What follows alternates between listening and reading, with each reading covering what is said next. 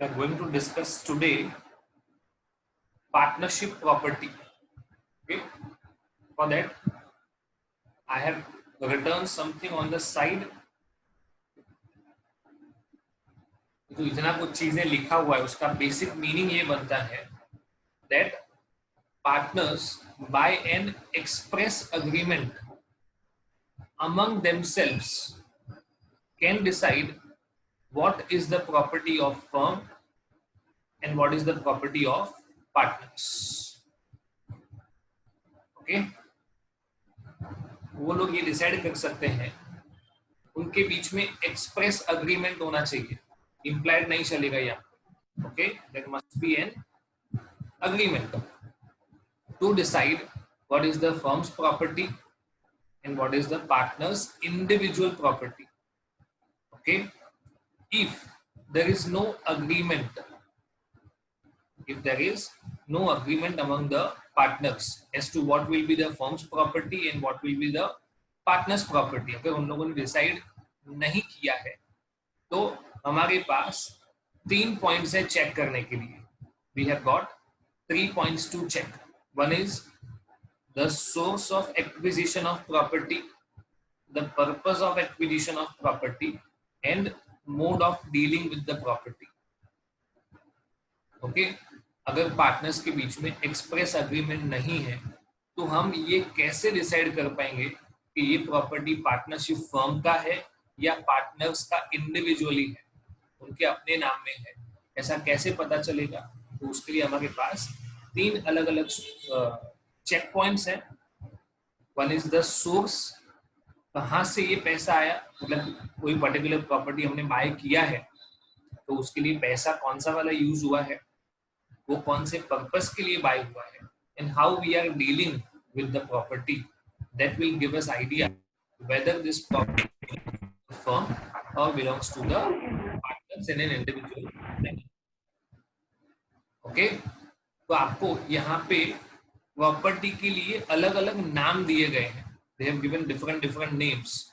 Okay, property of the firm, partnership property, partnership assets, joint stock, common stock, joint estate. इन सबका एक ही मतलब बनता है firm's property. उसको अलग अलग इन सारे नाम से बुलाया जा सकता है. It can be called by these different names. Can be a partnership property, partnership assets, joint stock, common stock और joint estate. ओके, इनका सिंपल मीनिंग होगा कि ये फर्म का प्रॉपर्टी. ओके, तीसरी बात जो हमें सीखनी है वो ये है, okay, when the property is considered, अगर एक्सप्रेस एग्रीमेंट है तो कोई प्रॉब्लम ही नहीं है, बट अगर एक्सप्रेस एग्रीमेंट ना हो तो कैसे डिसाइड करेंगे कि प्रॉपर्टी फर्म का है? If the property is bought by the partners, sorry brought by the partners, क्या लिखा हुआ है? It is brought, partners have brought in as a common stock. हम इसको नॉर्मली कहते हैं कैपिटल कंट्रीब्यूशन और एडिशनल कैपिटल. तो अगर पार्टनर कोई भी प्रॉपर्टी फर्म को देता है, it can be movable, immovable, anything, tangible, intangible, but वो उसको फर्म कॉमन स्टॉक में देता है, जॉइंट स्टॉक में देता है.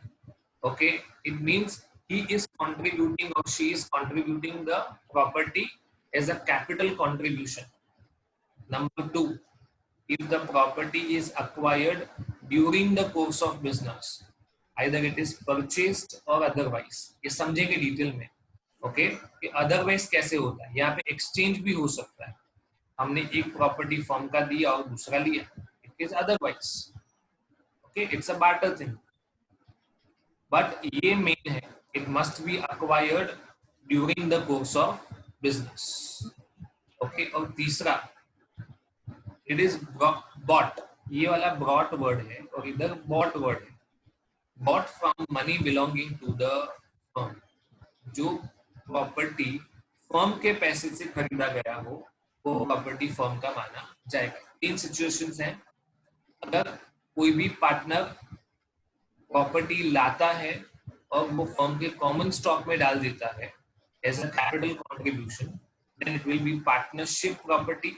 Number 2, the property is acquired during the course of business, then also it will be considered as partnership property, and it belongs or it is bought from the money belonging to the firm.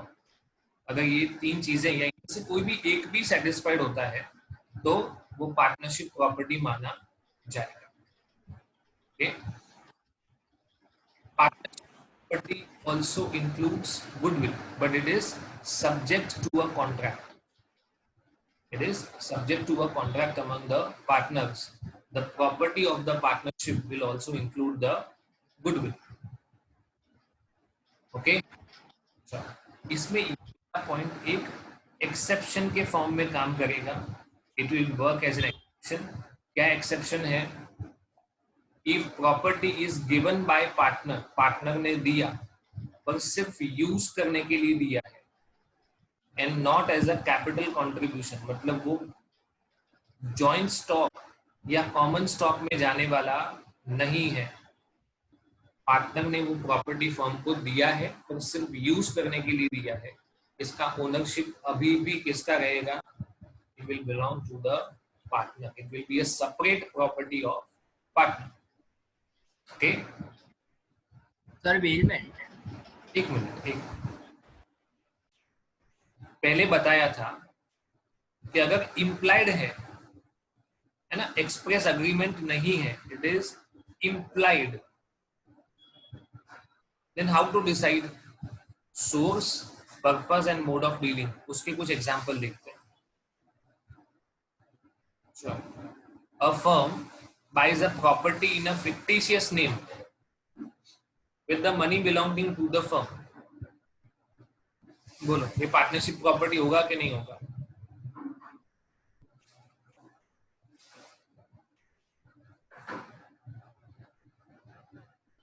Yes or no?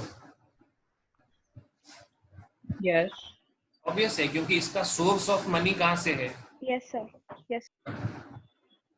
So, a partner buys land in his own name, अपने खुद के नाम में bye करता है, from the profits of partnership.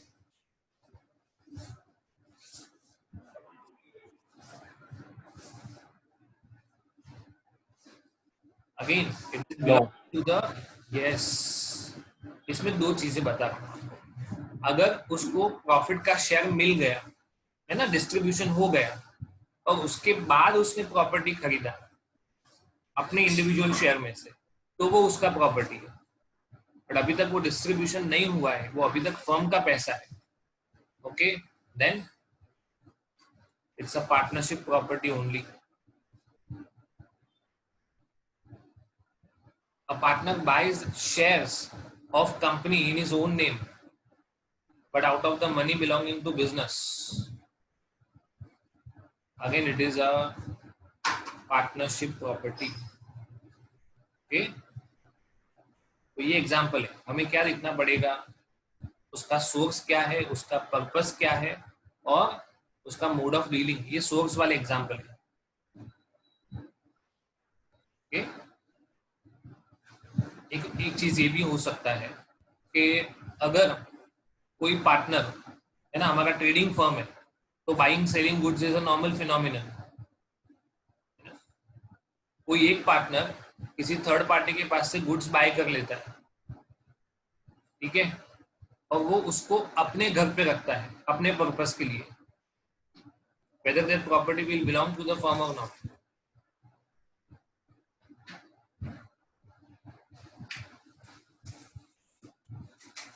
Sir, can you please repeat?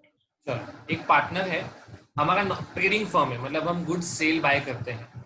Okay, और जो goods हम नॉर्मली बाय करते हैं, तो कोई भी एक पार्टनर थर्ड पार्टी के पास जाके वो गुड्स बाय करता है, बट वो उसको फर्म की जगह पे लेके नहीं आता है, वो अपने घर लेके जाता है, उसको पर्सनल पर्पस के लिए यूज करता है. whether this property belongs to the firm or not. No, sir. No. उसने फर्म के नाम में बाय किया तो भी नहीं. No, it belongs to the firm. वो प्रॉपर्टी फर्म पे कहाँ से रहेगा इसको पे करने के लिए. मैं बताता हूँ आगे। चलो इसको अभी यहाँ पे डिस्कशन स्टॉप करते हैं, आगे वो पॉइंट हम इम्प्लाइड अथॉरिटी में डिस्कस करने वाले हैं। ओके, अभी तक जो पढ़ा वो था पार्टनरशिप प्रॉपर्टी। ओके, कि वो अक्वायर कैसे होता है। अभी है उसका एप्लीकेशन। एप्लीकेशन का मतलब होगा usage of the property. Okay, then subject to a contract between the partners, the property of the firm shall be held and used exclusively for the purpose of business only. It must be exclusively used for the purpose of business only. For example, मेरा travel agency का business है along with somewhat partners, है ना। मेरे 2-4 partner हैं और मेरा travel agent का बिजनेस है। हमारे पास बहुत सारे व्हीकल्स हैं। ओके, अगर मैं उसमें से कोई भी एक व्हीकल लेके निकल जाता हूँ घूमने के लिए, है ना, तो मुझे जितना मैंने यूज किया ना उसका अमाउंट, जैसे एक नॉर्मल कस्टमर पे करता है वैसा मुझे फर्म को पे करना पड़ेगा। मतलब अगर मैं 1000 किलोमीटर घूम के आया और पर किलोमीटर रेट 12 रुपए है तो मुझे 12,000 रुपये फर्म को देना पड़ेगा, या उतना मेरी कैपिटल में से कम हो जाएगा। It must be held and used by the partners exclusively for the purpose of business only. मैंने उसको पर्सनल पर्पस के लिए यूज किया तो मुझे उसके लिए अकाउंटेबल रहना पड़ेगा। ओके,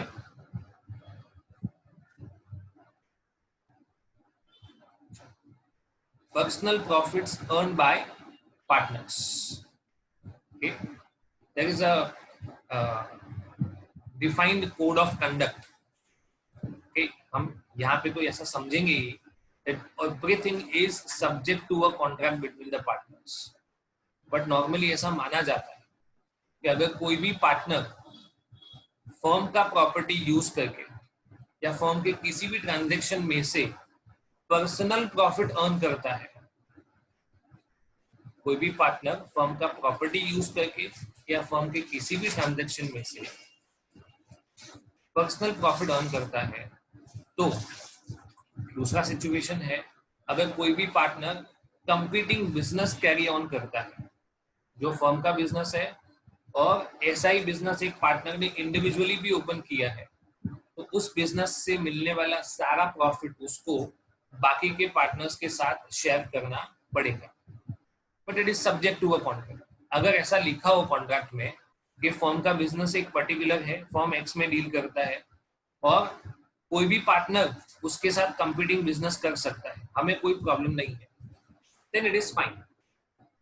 बट अगर ऐसा मेंशन है कि कोई भी पार्टनर कंपीटिंग बिजनेस नहीं कर सकता है और फिर भी किसी पार्टनर ने कंपीटिंग बिजनेस किया, तो उस कंपीटिंग बिजनेस से होने वाला जितना भी प्रॉफिट है उसको बाकी सारे पार्टनर्स के साथ शेयर करना पड़ेगा। ओके, ये वाला इसका एग्जांपल लेते हैं। अगर कोई भी पार्टनर जो इंचार्ज ऑफ परचेज है वो थर्ड पार्टी के पास से गुड्स खरीदता है, ओके, तो ये थर्ड पार्टी ने पर्टिकुलर पार्टनर को ऐसा कहा है कि अगर तुम मेरे पास से कंटिन्यू रखते हो परचेज करना, है ना, तो मैं आपको इंडिविजुअली 2% कमीशन दूंगा। जितना भी आपका परचेज है उसका मैं 2% कमीशन आपको दूंगा। Means the third party will pay 2% commission. Okay, ये पार्टनर अपनी पार्टनरशिप फर्म का बिजनेस इसके पास लेके जाता है, तो थर्ड पार्टी ने बोला कि मैं आपको कमीशन दूंगा 2%। ओके, तो this is the personal profit earned by the partner from the transactions of the firm. Firm के ट्रांजैक्शन में से पार्टनर ने पर्सनल प्रॉफिट अर्न किया है, देन फॉर दैट अमाउंट ही वुड बी लायबल। मतलब उसको वो जितना भी पर्सनल गेन है वो किसको दे देना पड़ेगा, फर्म। हम जो 1 करोड़ का परचेस किया उसने और 2% कमीशन बना 2 लाख, तो ये 2 लाख रुपए उसको कंपलसरी फर्म को देने पड़ेंगे।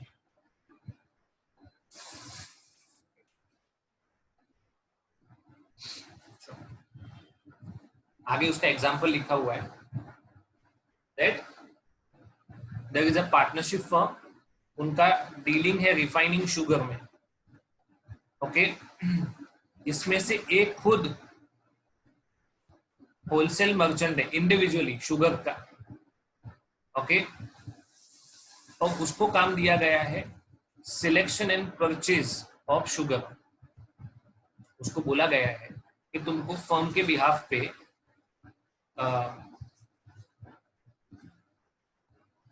शुगर परचेज करने जाना है। तो ए ने, उसको पता था कि मार्केट में, शुगर मार्केट में काफी वेरिएशंस चल रहे हैं, ओके, और उसको सूटेबल सेंस था, मतलब उसको अच्छे से नॉलेज था कि कब खरीदना चाहिए कब नहीं खरीदना चाहिए, ओके। तो उसने ऑलरेडी शुगर का कुछ स्टॉक लेके जो कम प्राइस पे था, ओके, वो लेके अपने पास स्टोर कर दिया था। तो जो इंफॉर्मेशन उसके पास इंडिविजुअली था वही इंफॉर्मेशन वो फर्म को भी पास ऑन कर सकता था, और उसने ऐसा किया नहीं और इंडिविजुअली अपने पास शुगर लेके रख दिया, ओके। और जब फर्म को शुगर की जरूरत पड़ी तो उसने अपने स्टॉक में से हाई प्राइस पे फर्म को शुगर बेच दिया। So what ever profit he earn, समझो कि उसने 30 रुपीज में परचेस करके रखा था और अभी मार्केट प्राइस हो गया है 35, तो उसने पर केजी 5 रुपीज अर्न किया है। उसने फर्म को 10,000 केजी गुड्स सप्लाई किया और 1 लाख केजी सप्लाई किया, ओके, तो उसको प्रॉफिट हुआ 5 लाख रुपीज का। तो this is a personal profit earn by the partner. This profit must be given by that partner to the firm. ऐसा ही सॉल्ट वाला एग्जांपल है।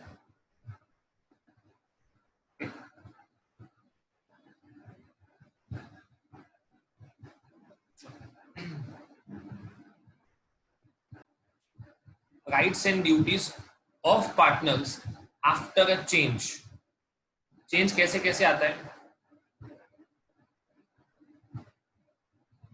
एडमिशन कॉन्स्टिट्यूशन है ना, रिकॉन्स्टिट्यूशन करेंगे, admission, retirement, death of a partner. इसके अलावा anything else? Reconstitution, ये तो रिकॉन्स्टिट्यूशन का ही पार्ट है ना। Change in profit sharing ratio, change in profit sharing ratio, okay. So these are the circumstances where there will be a reconstitution of the partnership, okay? तो उसके बाद partners के rights and duties क्या होंगे, okay? या तो ऐसा है कि आपने जनरल नेचर ऑफ पार्टनरशिप किया है कि हम जितने भी बिजनेस करेंगे सब में हमारा पार्टनरशिप है, n नंबर ऑफ बिजनेस। तो हम पहले 2 बिजनेस करते थे, अभी हमने तीसरा बिजनेस चालू किया, और इसके लिए अगर कोई स्पेसिफिक अग्रीमेंट नहीं है तो यहाँ पे जो प्रोविजंस एप्लीकेबल होंगे वो एप्लीकेबल यहाँ पे भी हो गए। मतलब इधर प्रॉफिट शेयरिंग रेशियो 5:3:2 था, तो इसका भी प्रॉफिट शेयरिंग रेशियो 5:3:2 हो जाएगा, ओके। एक वर्ड अगेन बहुत इंपॉर्टेंट है, एक sentence, according to section 17 subject to contract. अब इधर ऐसा ही लिखा हुआ है कि change of the firm, expiry of the term of the firm and where additional undertakings are carried out. Change of the firm हमने देखा, admission, retirement, death, change in PSR, okay, इसकी वजह से होता है। Expiry of the term, we decided that we will carry on the business for 3 years, और हम उसके बाद भी कैरी ऑन करते हैं, तो ये क्या हो जाएगा? Partnership at will, okay. या तो where additional undertakings are carried out, पहले 2 बिजनेस करते थे अभी तीसरा बिजनेस कर रहे हैं, है ना, और हमारा जनरल नेचर ऑफ पार्टनरशिप है। तो अगर हम किसी भी तरह का चेंज नहीं लाते हैं, मतलब पार्टनरशिप के कॉन्स्टिट्यूशन में चेंज हो रहा है, बट अगर sorry, there is a change in the constitution of partnership, but there is no change in the deed. हम डीड में कोई भी चेंज नहीं कर रहे, तो जो पहले प्रोविजंस एप्लीकेबल थे वही के वही प्रोविजन बाद में भी एप्लीकेबल होंगे अगर हमने कोई भी नया कॉन्ट्रैक्ट, नया डीड या डीड में कोई चेंजेस नहीं किए तो। ओके, पर अगर सर मतलब जस्ट अ मिनट, बट अगर चेंज किया, if we change, then the changed terms and conditions would be applicable.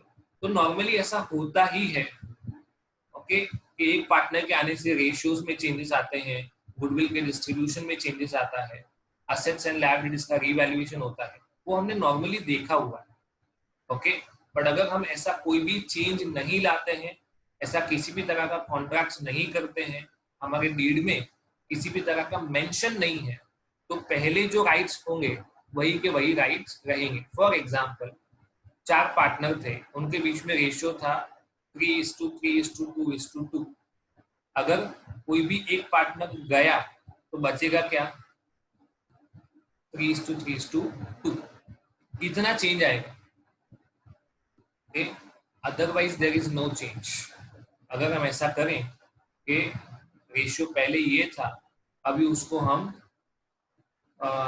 Let's say 4:3:2 करना चाहते हैं, ओके, देन यहां से यहां चेंज करने का एग्रीमेंट होना चाहिए, there should be a contract.